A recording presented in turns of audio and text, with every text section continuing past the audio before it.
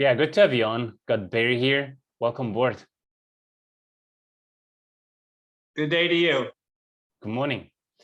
So before I ask you a few questions about your experience so far in the Kinetic method, can you go on and introduce yourself a little bit, like age, what you do for work, your schedule, so that people get the full context of your lifestyle, which ultimately dictates your ability to stay consistent with your health? I am 52. I am an architectural designer. I retired 12 years ago and have changed professions 3 times. Continue to climb. I am one of 10 architectural designers in the world that hold a doctorate.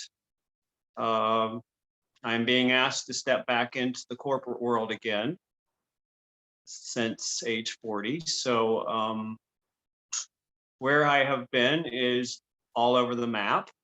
As far as health-wise, I had a personal trainer up until 40. Went into retirement mode. Changed positions, changed life.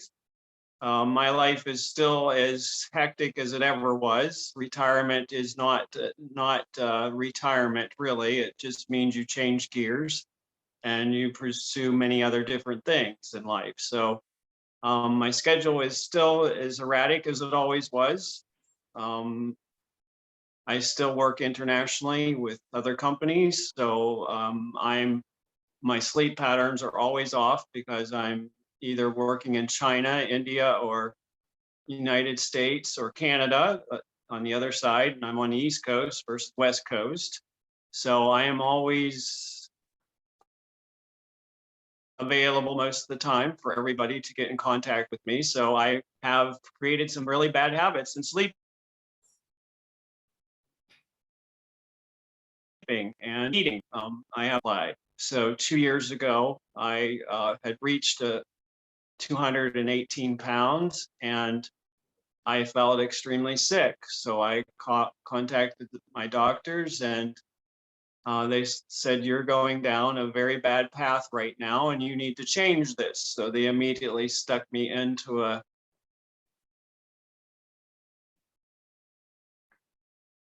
clinic that worked with obesity. And we got down to 175. I went on a business trip last year and I gained a bunch of that back. And I thought to myself, I can't do this on my own. It's just not working. So I needed to find somebody. In the meantime, I had talked to my doctors about it. I had a whole team working with me and they said, you're going to need a personal trainer. So looking around a lot of different ones, I looked at local, national, none of them seemed to fit me. So I just kept pursuing and looking, and I got introduced tomorrow by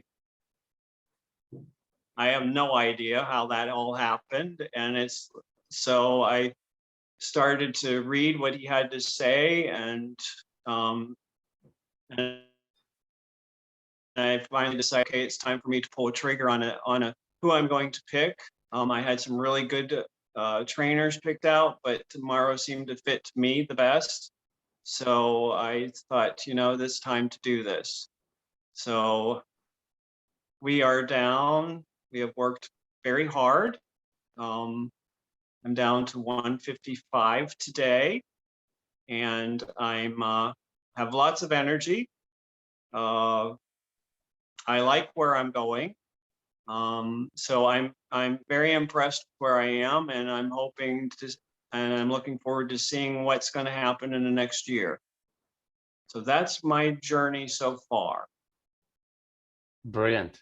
Yeah, thank you for sharing and really painting that picture also of your lifestyle with different time zones, travel, your next projects and trips that are ahead of you, because that makes it a lot harder than someone who's just at home all day long and gets his meal delivered or cooks his meals. That to me is not the genius, without putting anyone down like that. But the genius is, all right, can you travel, go on trips, and work in different time zones and still stay in shape? And ultimately, that's the art, and that's where every system is tested, if it's proven to resist in such times or not. And not just the system, but ultimately the person and the commitment, which you also shared about. And just for context, you said we're now 155. Where did the journey start, so that people know, like, point A, where we started? I remember it, but I'd love you to share it. It was around 184, 185, maybe 183. I was kind of a blur right there at that moment. So it's almost 30 pounds. 183. Okay, so it's, yeah, somewhere in there. I think I actually took 2 pounds off you that day, so that's why I'm a little bit fuzzy on that number. But yes, right around there. So that was an extra 10 pounds that I had put on from taking it off before. Like I said, I knew I couldn't keep that, and I saw myself going back up the ladder, and it's like, no. That took too long, too hard to come down from 218. I'm not allowing that to go right back up again. So that's why the system is working with me. It's taking control of my life that I wasn't capable of controlling. And that accountability is what helps me. And financially wise, it has to hurt me financially to do something for me to keep the obligation. So the dollar amount is irrelevant to me once I'm starting to see the correct results. So that's how I work. That's how I manage life. Is if it hurts me a little bit, I know I'm making a serious commitment. That's what it's ultimately about, with the commitment, but also the readiness. They say, all right, let's go, let's run, which you've done very well. So you work with a lot of trainers before, especially when you said, before you went into retirement, up to your 40s. What would you say was different this time? Like, what is different now that allows you to sustain these results compared to getting it and then, going up and down, almost like a yo-yo effect, if you want to classify it like that? The trainers kept me. The ultimate goal in my 20s, late 20s, I've been an executive since age 26. The ultimate goal was to keep me looking good in my suits, keep me trim, keep me alert, to make business decisions. I always felt that financially I was being taken advantage of because I never grew muscular. I just was always trim and looked exceptionally well in a suit. I mean, that takes work in itself, but that's what the goal was, and that's where they kept me. So when I went into this situation, I thought, I don't want a trainer just to take my money, just to put me to make me slim. My goal is to build better. My goal is to, yes, I have to live in suits, but I don't want to constantly be I don't know how to explain it. I just don't, that's just not my end goal. My end You want to goal look is great naked, right? yes, correct. To bring it to the point, not just in a suit where it's like, all right, I look good, but when I take it off, it's better than when you started, but it's still not like, wow. And now it's like, all right, I want that wow effect. You wear a power suit and you can look exceptional in a power suit, but as soon as you take the jacket off, you can automatically start to see that, okay, this is a weak frame, this is a weak body, and it's like it shows in your shirt. So, the way a cut on a suit is, it can hide all that. So especially the jacket. So so it's like, so you want to be able to take off your coat. You want to be able to feel confident in just, just in normal everyday clothes. I mean, I never look good in a t-shirt. I don't want to be seen in a t-shirt. It's just because it doesn't fit right. So those are type of goals that I'm interested in. Yes, being naked is a good indication, but that's a long ways. That's like, if we're doing A, B, C, and D, it's D. But let's do B and C too. I like to be able to look good in a shirt. I like to be able to look good in a t-shirt. And then, okay, let's take the shirt off. Okay, that's the ultimate goal, but not right now. Right now, I'm ready to step back into corporate. I've had Taylor work with me on suits this week. They look amazing on. That hides the rest that I need to hide, but in this time. But like I said, let's go to B, which is, let's look good in this type of shirt. And then let's look good in a t-shirt, which would be my C. And then D, of course, is taking the shirt off. I've never been to D, so I'm looking forward to going to D. And I like where I'm at right now as far as weight is concerned. That's great for me. Like I said, I'm at A. I want to do B and C next. So that's my goals right now. B and C is coming, and soon D is coming. So Yeah, they're B and C exciting. will be phenomenal for me because I've never done that. I've always had to live in a suit when I'm out. So that'll be important to me. So B and C next. D, ultimate, yes. And I expect that to be around age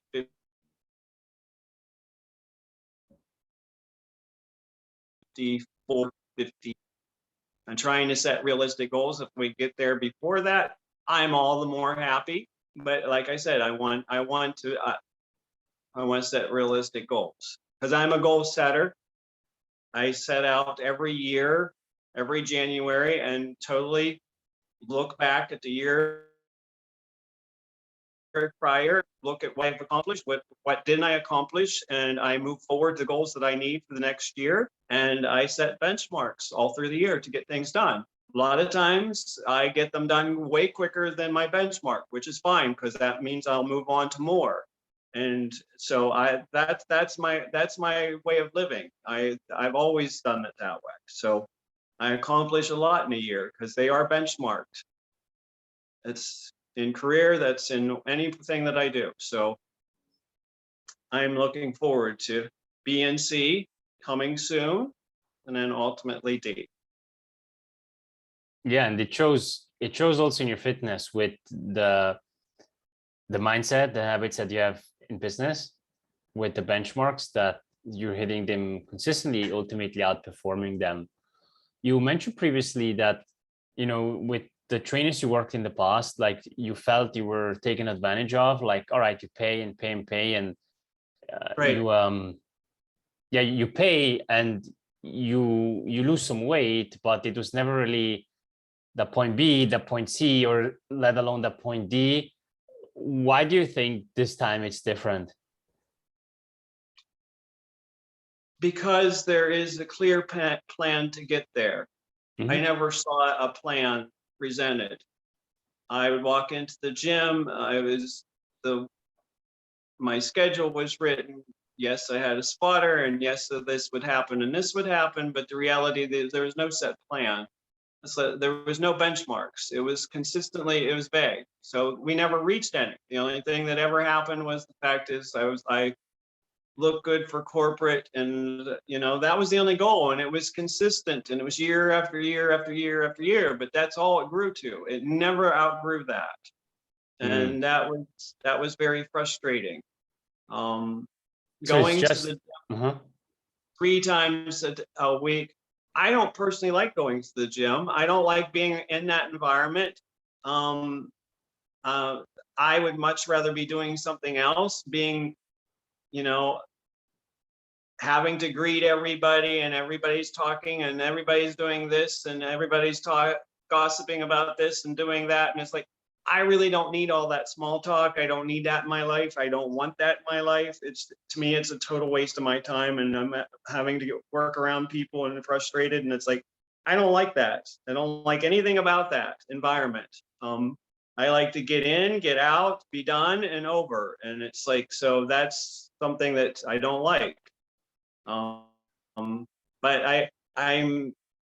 that way in a lot of things. I don't like to go grocery shopping with a lot of people either. I'd rather go in the middle of the night when nobody's there. Let me get my stuff and let me get out of here, because I'm not interested in small talk. I'm not interested in visiting. I don't, and it's not because it's not because I'm not polite. It's because it's just a lot of clutter, and I don't like clutter. So I don't enjoy that. Mm-hmm. Some people enjoy going to the gym. Some people, I don't walk on a treadmill. I can't stand a treadmill. So I go outside every day and walk. I'm just, I like being out in nature. I like to do my walks out there. I've been walking in rain, in the sunshine, and 90 plus, almost 100 here, having to navigate through that heat. I don't mind that. I prefer being outside. I don't prefer being locked up inside with a bunch of people on treadmills, just staring at a wall for an hour. That does not appeal to me one bit. So that's where I'm at in my life. Yeah, that makes sense. And with the plan that you have now, would you're not really going to a how should we say it, a gym boutique or like a regular gym, rather it's more where you live. Do you feel, yeah, and even when you travel, do you feel this is a more sustainable and convenient approach? Yes, it's because you can revert back to other things on that list that maybe you don't have the equipment on that day or whatever. You can revert to other parts. There's an A, B, and C with that as well. It's like, okay, this is the ultimate plan, but if it's not all going to fit in a day, that's okay. You're creating the muscle memory. You're creating the memory of you actually did the gym workout. Maybe it wasn't your best one this week, but you know what? There's another one coming in 2 days. You can switch it, get better with the next one if this one's more of a lousy one. And then, to be honest with you, there's some days that I have way more energy and I can lift way more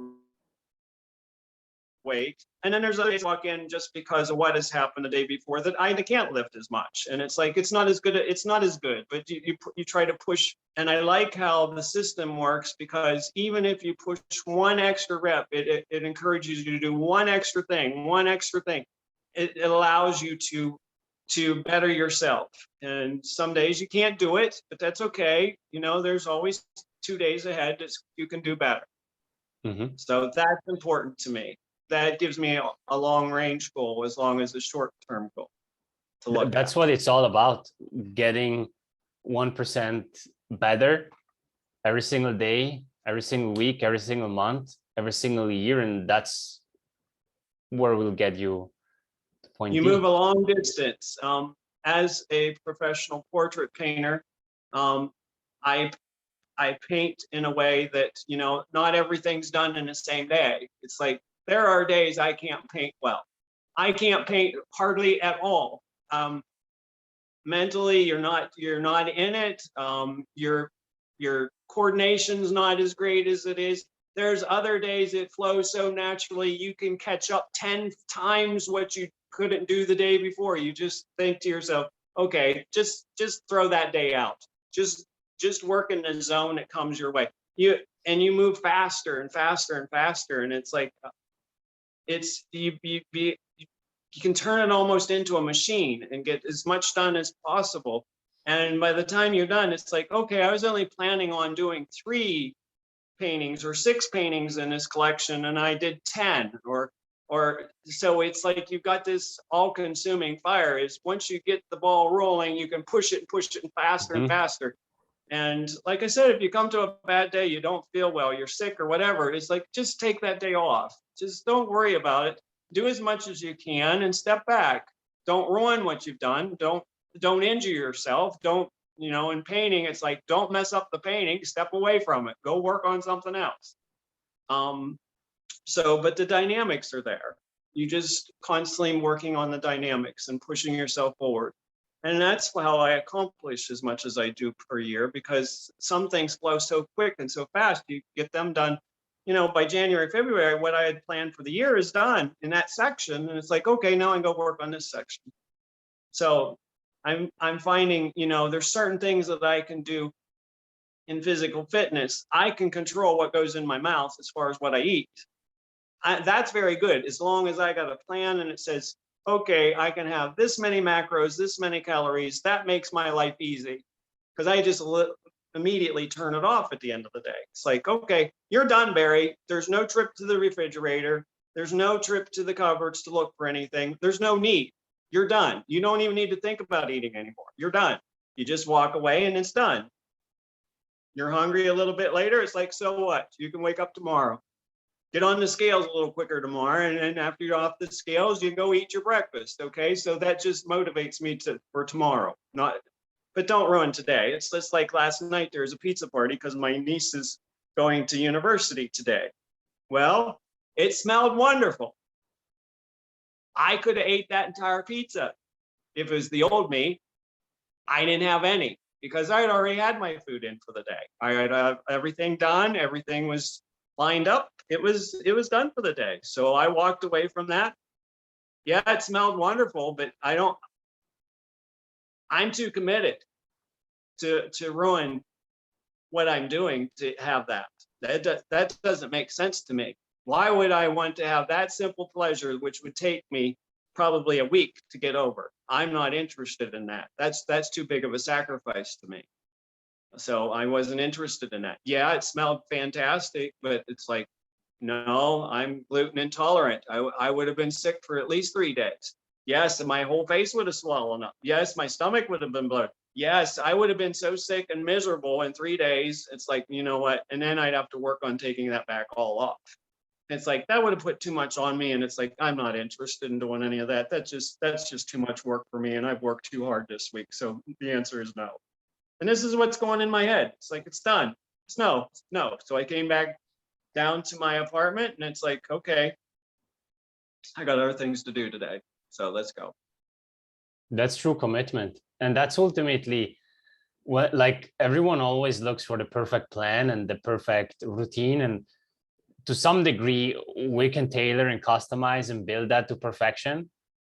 But just work on the body will help someone lose the weight, get in shape, but work on the mind is what helps you keep it off and keep that body. And this is just one brilliant example where it's ultimately about make certain choices. Like, yes, I can have it, but do I want it?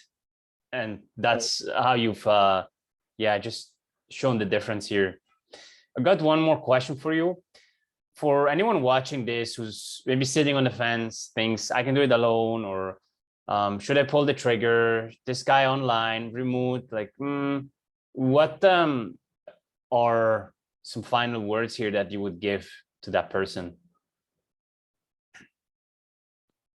I would tell that person, if you're like me and you've exhausted every other avenue, you've got to come to a conclusion on, do you want to change or do you not want to change? And that change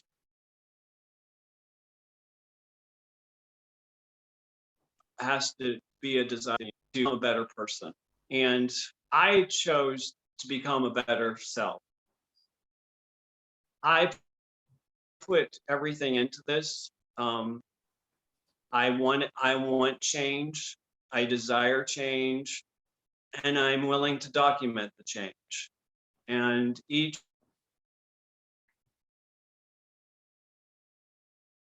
part of that has, I like to commit to that. And I think you have to come to that point. Do you really want to change? If not, then just stop belly aching to all your friends and complaining about it because you're doing nothing. So that you're just making everybody's life miserable around you if you're doing that. If you have a weight issue like I had, then you need to make a decision and you need to move forward. no belly aching, just get going and move forward. And yes, it's going to be hard. You know, I've lost a lot of weight. I've had some of my friends say, you're starting to look anorexic. And I look at them and think, you're 40 to 50 pounds obese. I am not taking advice from you. Do you give no good advice to me? I'm on a journey, and I'm sorry you don't like my journey. But the reality is, this is where I'm going, and you want to be in your obesity, and I want to be in good health. And so that's a decision that I had to make. And every time I hear a complaint, it's like I look at them and think to myself, no, I'm not going your direction. You're heading towards lots of types of diseases, diabetes, whatever. And it's like, I don't want any of those things in my life. I want good health in my life. And that's the choice I make. So it's going to be rough. They try to sabotage me every once in a while. They try to bring me around good foods that I like, because there is a list of things that I really like. And it's like, the answer is no. No, I'm planning to succeed. I don't need that in my life. I have what I know where I'm going, and I know what I want. And that's what you have to make the decision. And you have to want it bad enough to make the decision. And financially, it's going to hurt a little bit, because if it didn't hurt, if it's $5, I wouldn't be committed. There's just no way I would be committed to doing this. That's too much. To have it hurt helps me to stay committed. And I'm that way with lots of things. It has to hurt me a little bit in order to make me move, because it has to be unpleasant. And if it's unpleasant, then I work myself out of that. And so those are the things that I would say. If you're ready to commit, you need to move forward and stop just playing around with it. Just move forward. Perfect. Great advice, especially also with the influence of friends and family, that it's like, oh no, you're okay, or you should go there, where really you got that version of yourself that you're targeting.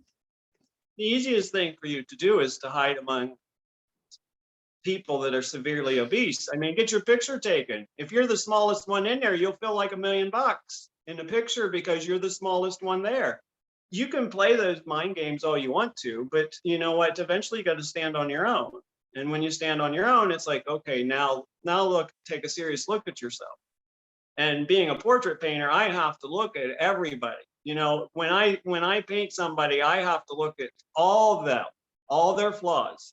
And when I do men especially, it's like most of the successful men that I painted in the past, is almost all of them got an obesity problem. You will notice in my paintings, I paint them in a navy suit on a navy background, because I can hide all the fat, all of it. I can't take it off the face. I can take wrinkles off the face. I can fix the blemishes, but the reality is that's the part. And you can see the fat in the hands, and you can see the fat in the face. But the rest of it, I can hide, because you put them in a navy suit on a navy background, and you will be surprised how many portraits I've painted in navy, because that hides all of that. It allows me not to be insulting to them. But the reality is, why would you want to do that yourself in the first place? You live in real life. You can't live in a Navy world in a Navy suit, or black suits on a black background. You can't live that way. Why would you want to, right? Why wouldn't you just want to have that? Why not everything? Why not in a t-shirt, regular t-shirt? You wear it, it's like, wow, everyone knows, like, yeah, that guy is jacked, is in shape. He's got his shit together. Right. So I don't want to live that way. It's been a long time since I've done a self-portrait, and it's like, I don't want to live that way. I don't want to have to paint myself in a navy suit on a navy background. That's me hiding in the painting. It's like, no, I don't want to hide. I want to show me. So that's important. So if you want to become who you're supposed to be your maximum potential in your life, maximum success in your life, then you need to work on yourself too. And that's very important. So you can have everything. And I live in the top 10%. most of the time in the top 5 to 1% are my clients. And it's like, you can have everything in the world, but if you don't have your health, you really don't have a whole lot. And, you know, obesity becomes your problem too. And it's like, and then it creates a lot of diseases and it creates a lot of other issues. It's like, are you happy and content with that? No, you're technically not. So you're constantly doing stuff, buying stuff to compensate for the inner self that you don't like. It's like, you don't have to be that way. It's choices.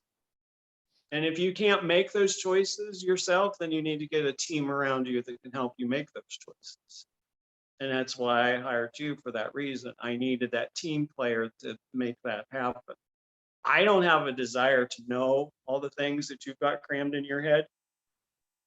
That's not my goal. I hire experts in my field.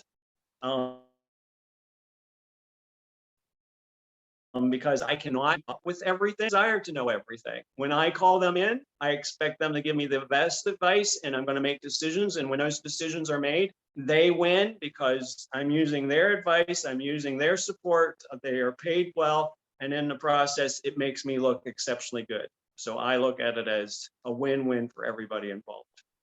And I always choose winning teams. I always look for the very best to make it happen. Because with that, I know I will get the best. Brilliant. That's how it should be. Awesome. Thank you so much for this case study interview and sharing your experience and your words of advice to anyone watching. It was great to have you on today. Thank you, Barry. Thank you.